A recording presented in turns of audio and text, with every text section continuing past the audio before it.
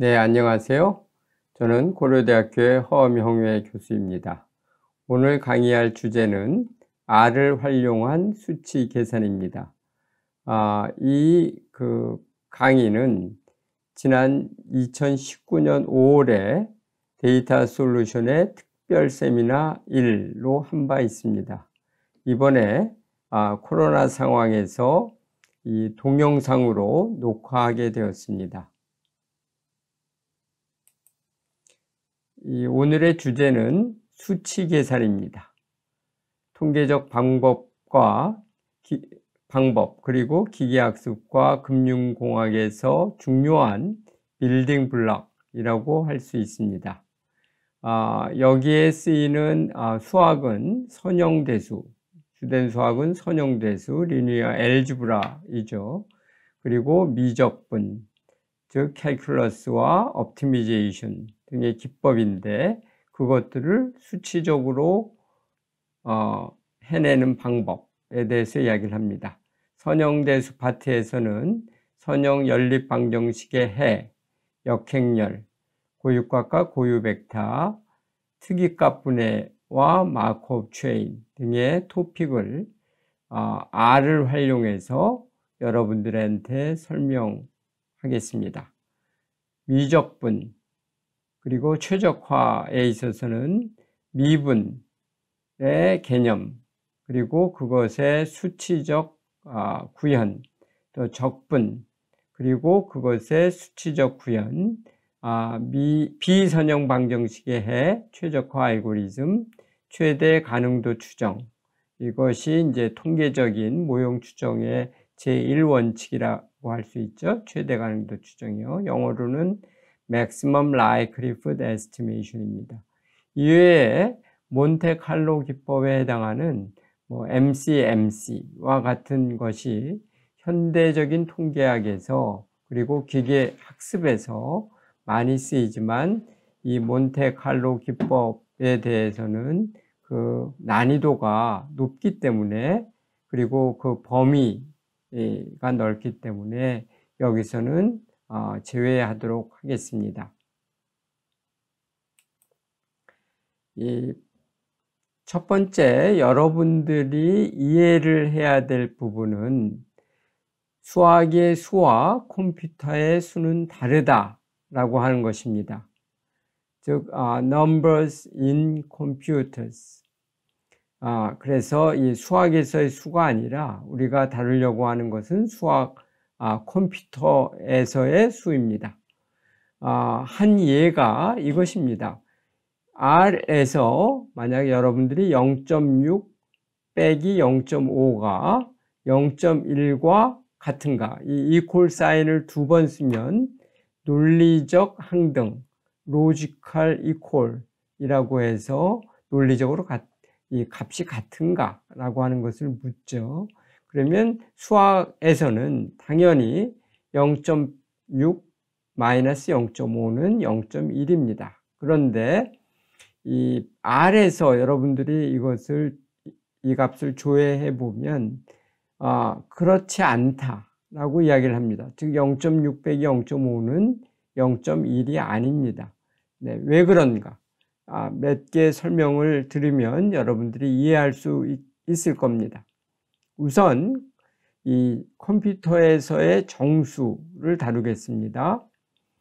이 컴퓨터에서 특히 R에서는 1개 정수에 32개 비트를 활용합니다. 비트는 플러스 또는 마이너스 혹은 0 또는 1의 두 값을 갖는 그런 작은 기본적인 단위죠.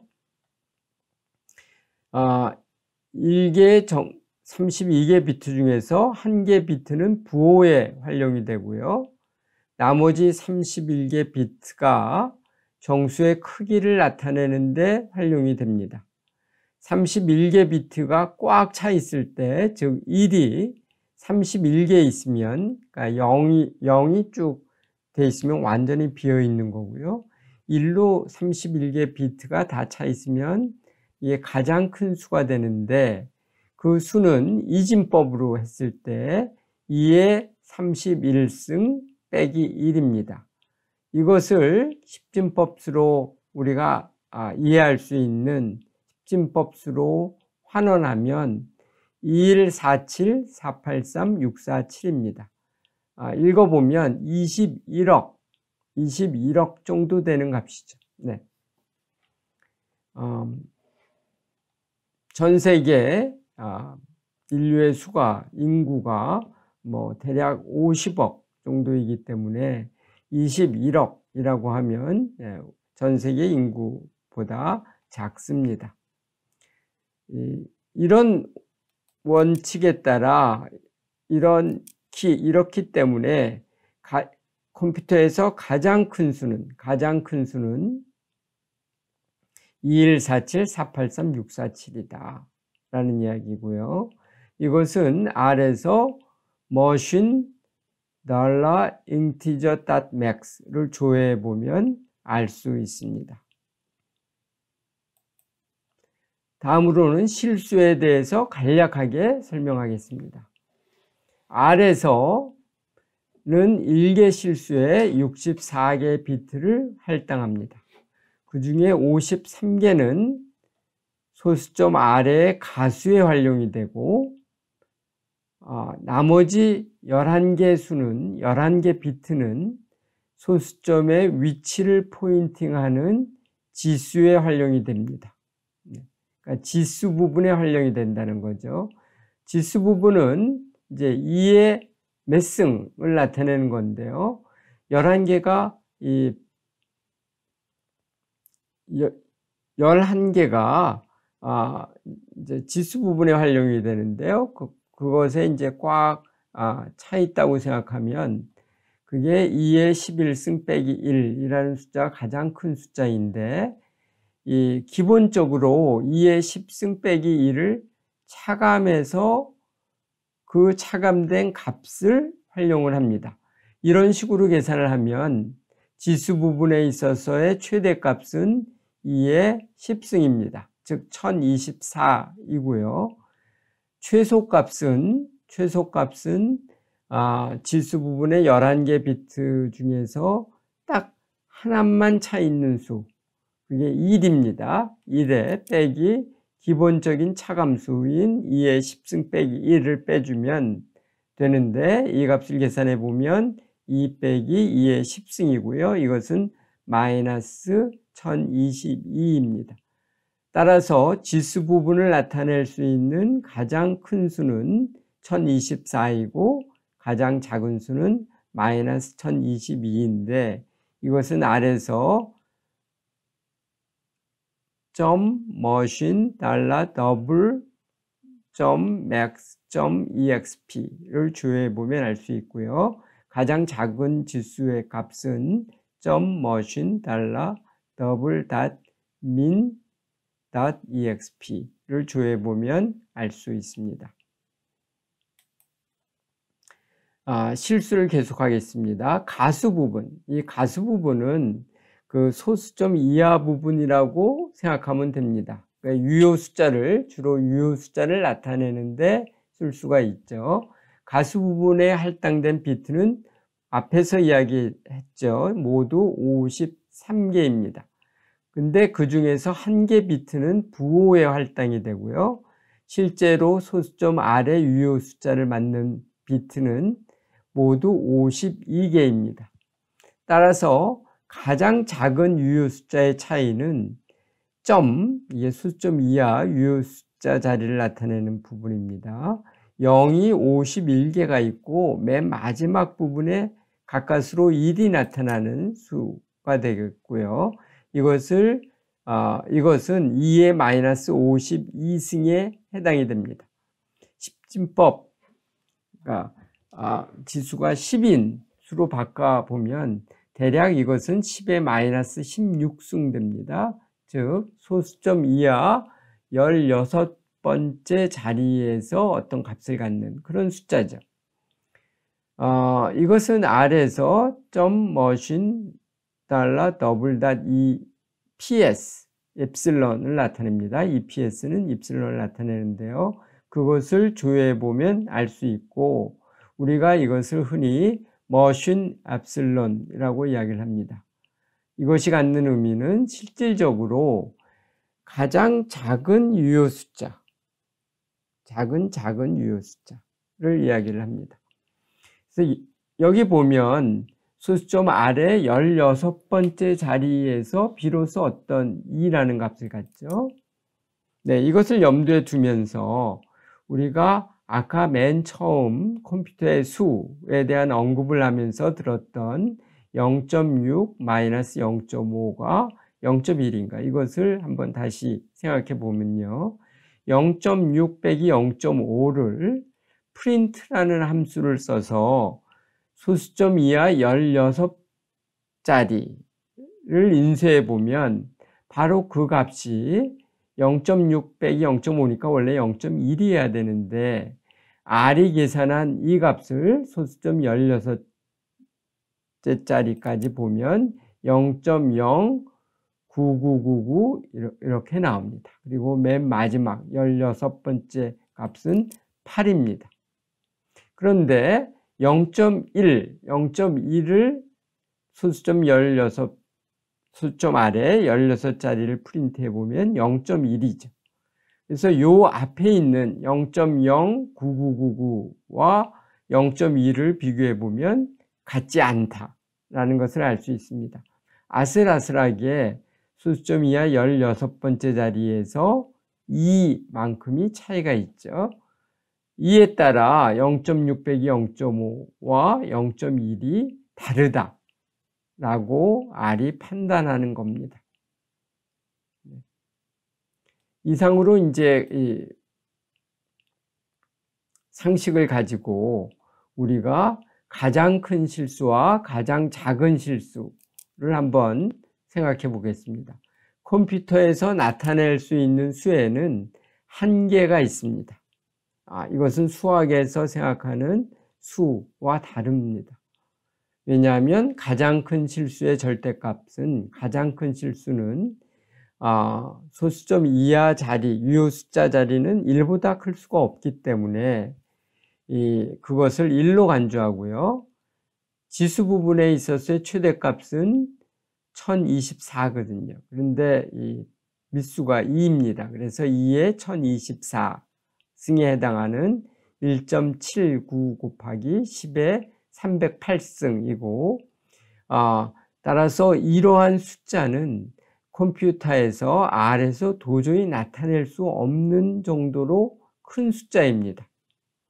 이것은 R에서 INF, infinity의 약어일 텐데 이것을 infinity로 간주합니다. 그러니까 이 숫자 또는 이것보다 큰 숫자는 INF, infinity로 간주한다. 이게 중요한 여러분들이 꼭 기억해야 될 상수입니다. 값입니다. 컴퓨터에서의 값입니다. 또 0이 아닌 가장 작은 실수의 절대값은 뭐냐? 0이 물론 가장 작은 절대값으로 볼 때 가장 작은 실수일 거고요. 그것보다 약간 크면서 그러니까 0이 아니면서 가장 작은 실수는 뭐냐? 2의 마이너스 1022승입니다. 왜냐하면 밑수가 2인 지수에서 지수 부분에서 가장 작은 수가 마이너스 1022이기 때문에 이것을 밑수를 10인 지수로 환원을 하면 10의 마이너스 308승 정도에 해당이 됩니다. 따라서 이것보다 작으면 거의 0이다 라고 우리가 간주할 수 있습니다. 이것은 R에서 .machine $xmax와 .machine $xmin으로 확인할 수 있습니다. R에서 실제로는 2의 마이너스 1022승이 가장 작은 수가 아니라 요 기수 부분이 있기 때문에 이 베이스 넘버가 있죠. 2의 마이너스 52승. 그러니까 52번째 비트에서 1인 값이 있고 따라서 2의 마이너스 1074, 1074죠. 그 값보다 작으면 비로소 0으로 간주됩니다. 네. 응용 계산을 한번 해보죠. 팩토리얼 100. 그러니까 100 팩토리얼입니다. 1부터 2부터 100까지 곱한 거죠. 그것을 계산을 해보면 팩토리얼이라는 함수를 써서 여기서 계산을 했는데요. 그러면 9.3 곱하기 2 플러스 157 이렇게 나오는데 여기서 말하는 2는 10을 의미합니다. 그러니까 지수로 표기했을 때 10의 157승을 의미하는 거죠. 이것은 어떤 유한한 실수값입니다. 왜냐하면 10의 308승이 가장 큰 실수이기 때문에 그것보단 작잖아요. 그런데 팩토리얼을 2번 곱하면, 이게 2번 곱한 거죠. 2번 곱하면 이게 10의 157이니까 이걸 2배하면 10의 314가 되죠.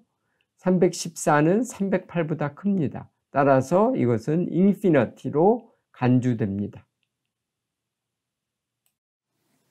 네, 행렬과 벡터를 다루겠습니다. 이 행렬의 수학적인 정의는 수학적인 표기는 이런 거죠. x라는 행렬이 n 곱하기 p이다 라는 것은 이런 사각형 배열에 있어서 이 행이 n개이고 그다음에 열이 p개인 이런 사각형 배열을 우리가 n 곱하기 p 행렬 x이다 라고 합니다. 이거에 비해서 벡터 y라는 벡터가 길이 n 이라고 하면 통상은 이와 같이 생긴 열 벡터를 의미합니다. 그러니까 한 개의 열로 이루어진 그러한 수치들의 집합, 순서적 집합을 의미하죠. 그래서 이것을 y로 표기하면 이것은 n개의 성분을 가진 이런 수치열을 의미합니다.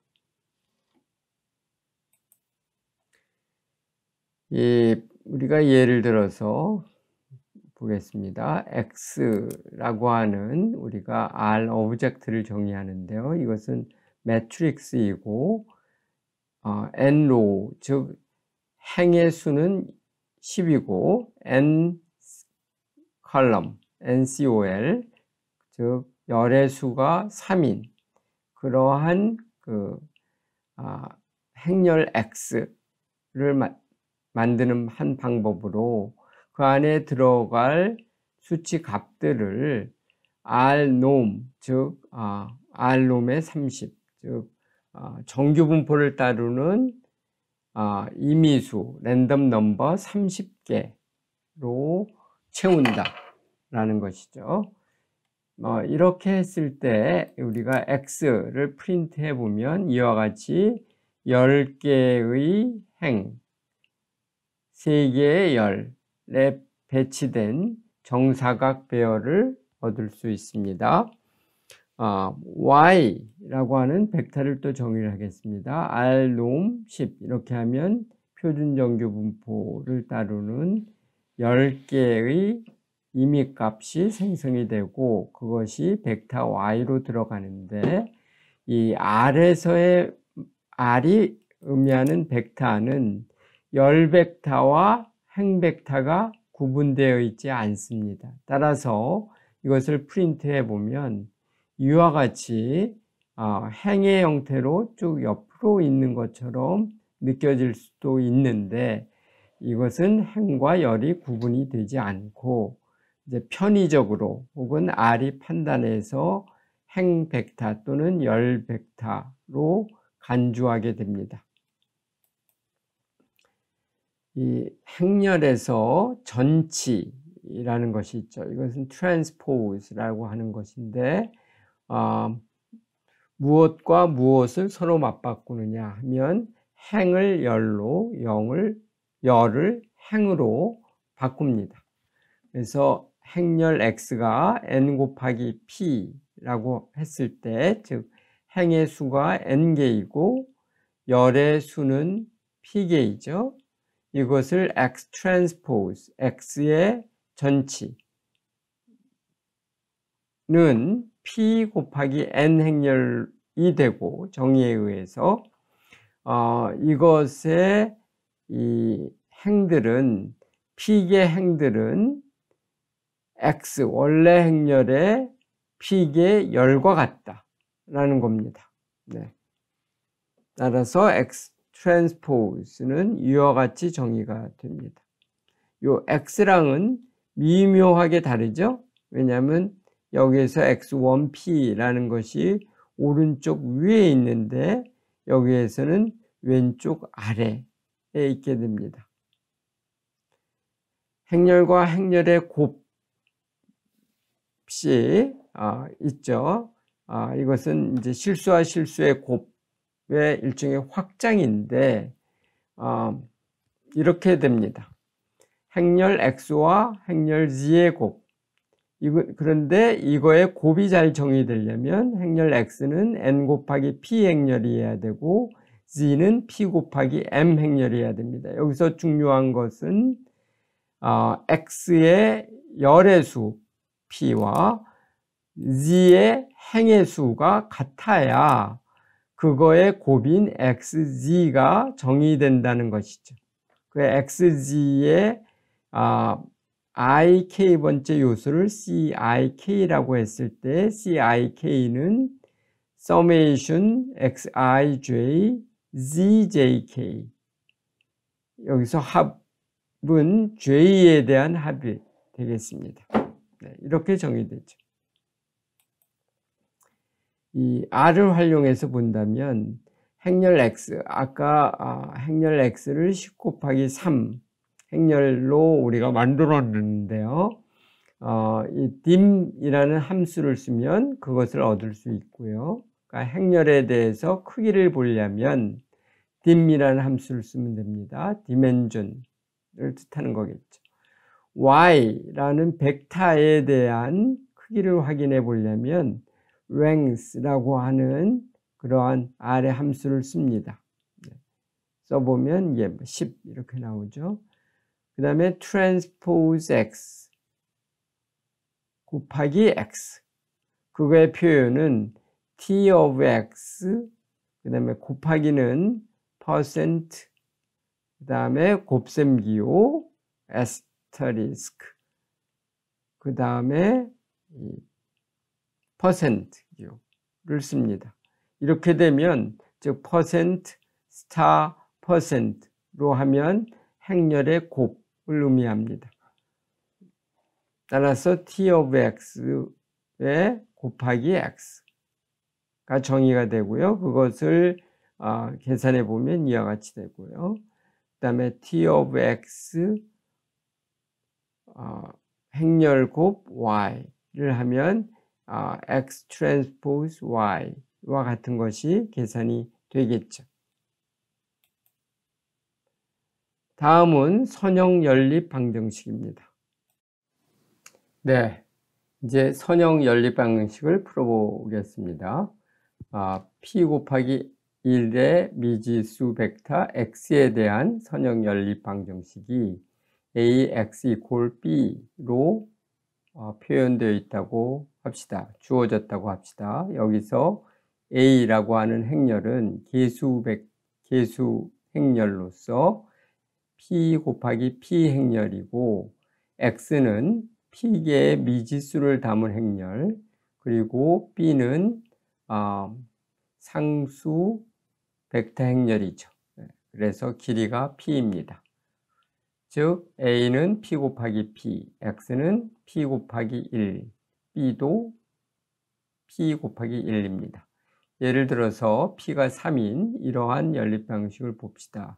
2배 X1 빼기 5배 X2 플러스 4배 X3가 마이너스 3, 이런 식으로 3개의 줄에 걸쳐서 방정식이 주어져 있고, 미지수는 X1, X2, X3 3개입니다.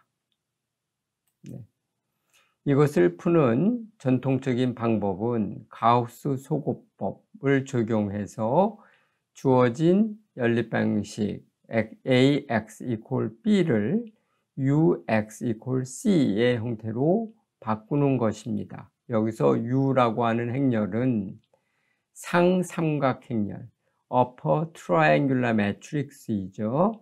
그래서 대각선 아래 값들은 모두 0이 되겠습니다.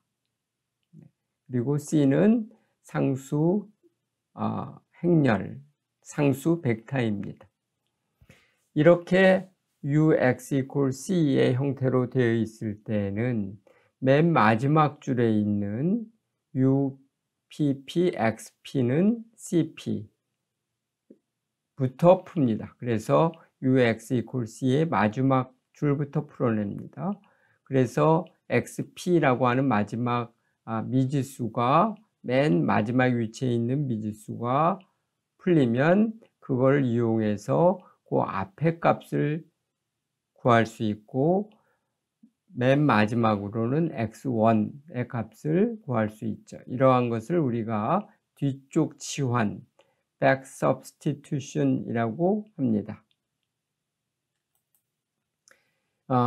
이것을 아래 함수에 solve가 있는데 solve라는 함수를 이용하면 이 가우스 소거법 및 뒤쪽 치환의 방법을 적용해서 선형 연립 방식의 해를 구할 수 있습니다. 그 형태는 solve a, b와 같이 제시하면 되죠. 여기서 a는 3 곱하기 3 계수 행렬이고 b는 3 곱하기 1 상수 벡터입니다. 그것을 푼 결과는 124, 75x, 이것이 바로 앞에 표기에 의하면 벡터 x입니다. x는 x를 solve a, b 이렇게 쓰면 바로 선형 연립 방식의 해를 구한 것이 되겠습니다. 이 solve의 기본 형태는 solve a, b이고 a는 스퀘어 매트릭스입니다. 즉 정사각 행렬 p 곱하기 p, 즉 p개의 행과 p개의 열을 갖는 정사각 행렬인데 이 a라는 이 행렬이 non-singular이면 즉 정칙 행렬이면 이걸 정칙이라고 우리말로 합니다. 정칙 행렬인 경우에는 그 해가 유일해서 solve라는 함수를 써서 풀 수가 있고요.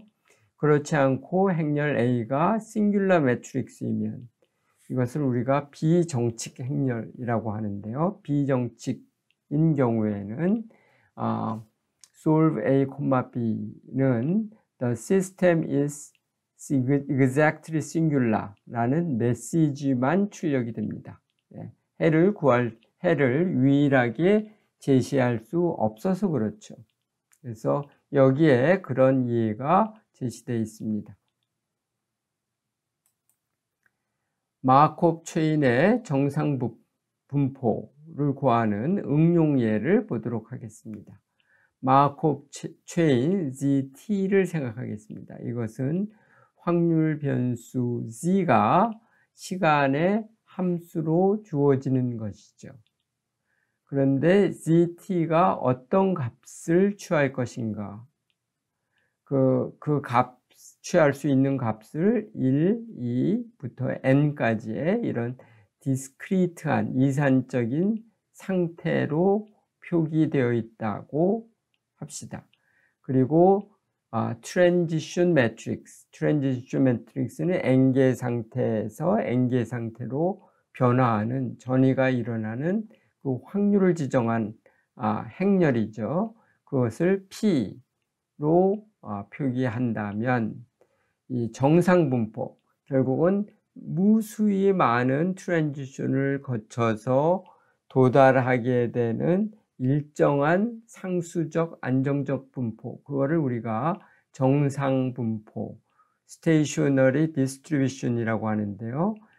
정상분포 X는 길이 n의 벡터고요. 이 X 자체는 확률이 되겠습니다. 그래서 모든 n개의 확률 값의 합은 1이다. 그런 것이죠. 이것은 두 개의 조건을 갖춰야 됩니다.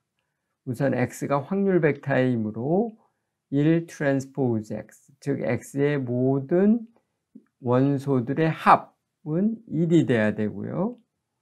그리고 p 트랜스포즈 x는 x여야 됩니다. 이것은 이 x가 정상분포이므로 일단 정상분포에 도달한 다음에는 그 다음 트랜지션이 일어나더라도 그 분포 자체는 x와 같아야 되기 때문이죠. 그런데 이 두 식 중에서 앞에 식 1의 식 1은 p 트랜스포즈 i x equal to 0 이렇게 쓸 수 있는데요. 근데 요 행렬이 요 앞에 있는 계수 행렬 p 트랜스포즈 in이 싱귤라 매트릭스입니다. 그리고 그때 랭크는 n-1입니다. 따라서 이것을 그대로 풀어낼 수가 없고 이 행렬의 마지막 행을 이 식 2의 1 트랜스포즈 식 2의 1 트랜스포즈로 대체함으로써 바로 이 계수 행렬이 non singular matrix가 되고 해를 구할 수 있습니다. 예를 들어서 이러한 전위 행렬 P를 생각하기로 합시다. 여기에서 행 2를 보죠. 확률 0.1, 0.2, 0.4, 0.3, 즉 합이 1이 됩니다. 그래서 전위 행렬은 각 행이 확률 벡터가 되겠습니다. 즉 합이 1인 것이죠. 그래서 전위 행렬 P에 의한 마르코프 체인을 생각하는데 이때 상태 1, 2, 3, 4의 정상 분포가 뭐냐? 그 구하는 값은 행렬 A를 P 트랜스포즈 마이너스 I 이렇게 하는데 마지막 행을 1 트랜스포즈, 즉 모든 값이 1인 벡터로 치환하고 해서 구할 수 있다. 그래서 이 A라는 행렬을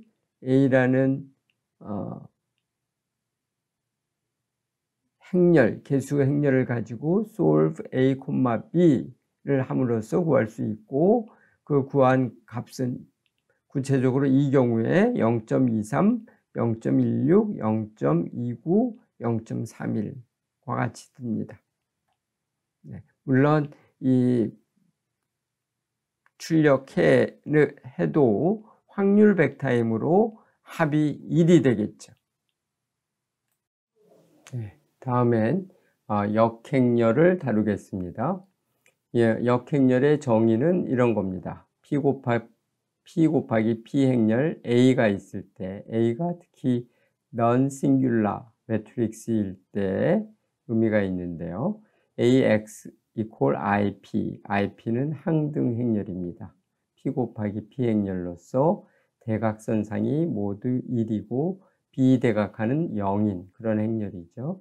이런 AX equal IP를 만족하는 P 곱하기 P 행렬 X를 A의 역행렬이라고 이야기를 하고 이것은 P계 연립 방식의 특별한 형태의 그런 행렬이죠.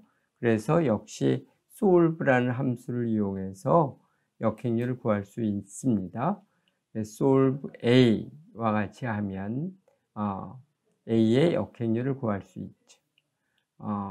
예컨대 행렬 A가 앞에서 다루었던 그런 행렬이라고 했을 때 solve A를 하면 이 행렬에 역행렬이 주어지고요. 물론 이 개수 벡터 행렬 A가 싱귤라 매트릭스일 때에는 이러한 싱귤라 매트릭스에 대한 역행렬은 구해질 수 없습니다. 즉 존재하지 않습니다. 그래서 어떤 메시지가 뜨느냐면 이 system is exactly singular 라고 하는 이러한 그 메시지가 나오고 계산 결과는 나오지 않죠. 다음엔 고유값과 고유벡터를 설명하도록 하겠습니다. 이 부분이 이제 약간 어렵게 초보자들이 어렵게 생각하는 부분인데요. P 곱하기 P 행렬 A에 대해서, 즉 정사각 행렬 A에 대해서 고유값과 고유벡터를 정의하게 되는데, 특히 이 행렬 A가 대칭 행렬이어야 합니다. Symmetric matrix인 거죠. 예컨대 상관계수 행렬과 같은 그런 대칭 행렬인 경우에 AV 이퀄 람다 V를 만족하는, 여기서 람다는 실수이고 V는 단위 벡터입니다. 즉 V 트랜스포즈 V, 즉 제곱합이 1인 그러한 행렬이어야 되죠. 그걸 우리가 유닛 벡터 V라고 이야기를 합니다. 잘 알려져 있는 사실은 비음의 정부호 행렬, non-negative definite matrix X는 어떠한 X에 대하여도, X는 길이 P의 벡터입니다. X 트랜스포즈 AX가 비음인 이러한 행렬 A를 우리가 비음의 정부호 행렬이라고 합니다. 그리고 비음의 정부호 행렬은 다음과 같이 분해됩니다. 즉 A는 람다1 V1 V1 트랜스포즈 플러스 이러한 형태로 P개의 요소의 합으로 표현이 되죠. 이걸 우리가 스펙트럴 디컴포지션이라고 이야기를 합니다.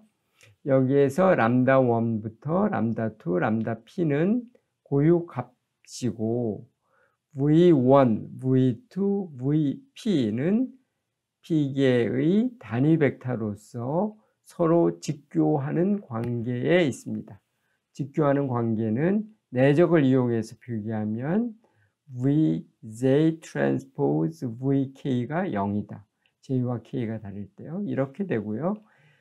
바로 이 스펙트럴 디컴포지션을 한 개의 간략한 표현으로 쓸 수 있는데, 그것이 여기 있는 A equal V D 람다 V 트랜스포즈입니다. 이때 V는 직교 행렬, 오소고널 매트릭스로서 V 트랜스포즈 V가 항등 행렬이 됩니다. IP가 됩니다. 조금 어렵죠. 이것을 비유적으로 우리가 럭비공에 비유를 하는데요. 고유값과 고유벡터는 럭비공에 비유됩니다. 럭비공이라는 것은 이제 큰 장축이 있고요. 또 단축이 있고 이 길이가 다르죠. 농구공과 그런 점에서 다릅니다. 본질적으로 다릅니다. 그러니까 럭비공은 장축과 단축의 길이가 다르고 농구공은 모든 축의 길이가 동일하죠. 그래서 이와 같이 이제 제1축, 제2축의 길이가 있는데, 이때 고유값의 제곱근이 축의 길이에 해당하겠습니다. 그래서 이 장축의 길이가 루트 람다 1이고 두 번째 축이 루트 람다 2, 그리고 세 번째 축에 이렇게 위로 솟아 있을 텐데요. 직교하는 방향으로 루트 람다 3, 이런 식이죠. 그리고 이 방향이 장축과 단축, 이런 제1축과 제2축의 방향이 V1, V2, 제3축은 V3와 같은 단위 벡터, 서로 직교하는 단위 벡터에 의해서 특성화됩니다. 이것이 이제 고유값과 고유 벡터이고, 주어진 행렬 A에 대해서 바로 이러한 축의 길이를 구한다든지 축의 방향을 잡아내는 것이 바로 고유값과 고유 벡터입니다. 고유값과 고유 벡터를 R에서는 eigen, eigen 이라는 함수를 써서 산출해낼 수 있습니다. 그래서 행렬 A가 예컨대 대각선이 1, 1, 1이고 그 다음 비대각한이 0.4 그리고 또 하나 떨어져 있는 비대각한의 값이 0.2 이러한 행렬에 대해서 아이겐 A를 하면 아이겐 values 즉 고유값과 아이겐 vectors라고 하는 두 요소들이 각각 구해집니다. 그래서 가장 큰 고유값은 1.6745이고 그것에 해당하는 고유 벡터는 바로 이 vectors의 제1열이 되겠습니다. 이와 유사한 것이 이제 특이값 분해이죠. 근데 특이값 분해는 고유값 분해와는 달리 일반적인 직사각 행렬 n 곱하기 p 행렬에 대해서 이러한 형태로 표현이 됩니다. 그래서 x를 n 곱하기 p 직사각 행렬이라고 할 때 x 이퀄 u dv v 트랜스포즈의 형태로 분해될 수 있다. 이것이 이제 싱귤러 밸류 디컴포지션의 내용이고요. 여기에서 가운데 있는 d 뮤가 고유 대각 행렬로서 대각 값의 값이 뮤1, 뮤2, 뮤p와 같은 피계의 스칼라로 표현이 된다. 네, 이러한 스칼라들은 크기 순서로 정렬할 수 있습니다. 그리고 u는 직교하는 열들로 구성된 n 곱하기 p 행렬이고 지금 n이 p보다 크다라고 하는 것을 간주할 때 가정했을 때 표현입니다. v는 직교하는 열들로 구성된 p 곱하기 p 행렬입니다. 즉 v는 직교 행렬이 되겠습니다. n 곱하기 p 행렬 x의 특이값 분해를 이용하면 바로 x 트랜스포즈 x 이거는 이제 대칭 행렬이거든요.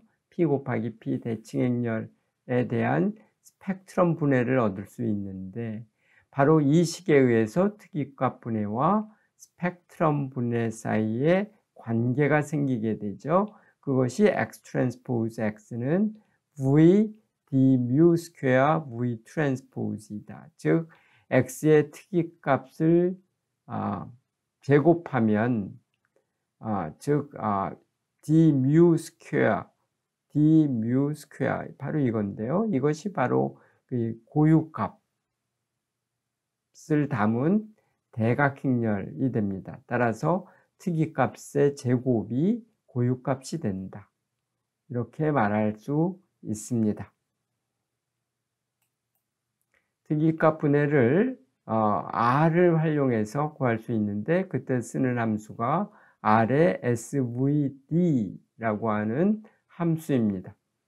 행렬 x를 이와 같이 10 곱하기 3 행렬이라고 할 때 svd x를 하면 그거의 첫 번째는 d, 이게 뮤의 값입니다. 즉 특이값들이 구해지고 제일 큰 특이값은 4.159네요.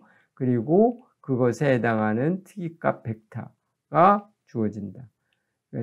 그것에 해당하는 제일 큰 특이값에 해당하는 특이값 벡터는 이와 같이 주어집니다.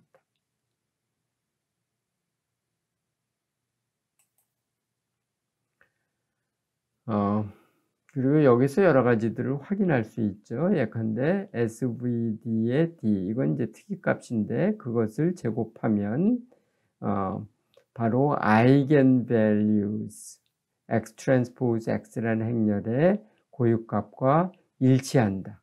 그래서 17.301 똑같은 값들을 두 번 볼 수 있는데요. 이것이 바로 앞에서 설명했던 부분입니다. 즉 특이값의 제곱은 고유값이다 라는 것이죠.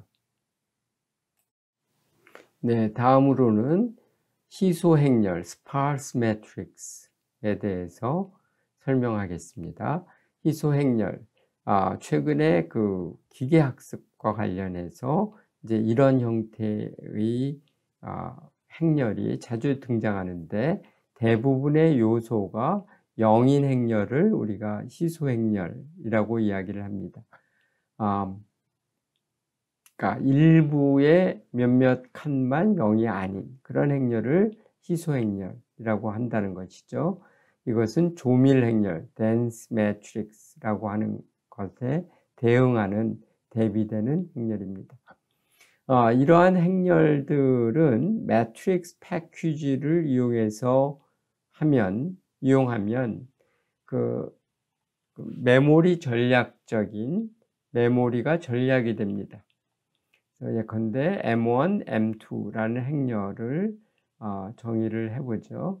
M1은 그냥 일반적인 R에서의 일반적인 행렬로 정의를 하고요. M2라는 행렬은 이제 똑같은 행렬인데, 즉 행의 수가 1000이고 그리고 열의 수가 1000인 그런 굉장히 사실은 큰 행렬입니다. 이때 이 대문자 매트릭스, 대문자 M을 쓴 매트릭스를 쓰면 바로 희소 행렬로 정의가 됩니다. 이때 sparse를 true라고 놔야 되죠. 그러면 object size가, 즉 메모리 아래 메모리 내에 얼마만큼을 차지하느냐 하는 것인데요. 일반적인 행렬로 하면 이 8000200 그러니까 800만 바이트로 표현이 됩니다. 그러니까 800만, 그러니까 8메가바이트의 공간을 차지하게 되죠. 그거에 비해서 희소 행렬로 했을 때는 5632바이트, 즉 5K 정도의 그 메모리만 잡습니다. 따라서 매우 전략적인, 메모리 전략적인 표현이 가능합니다.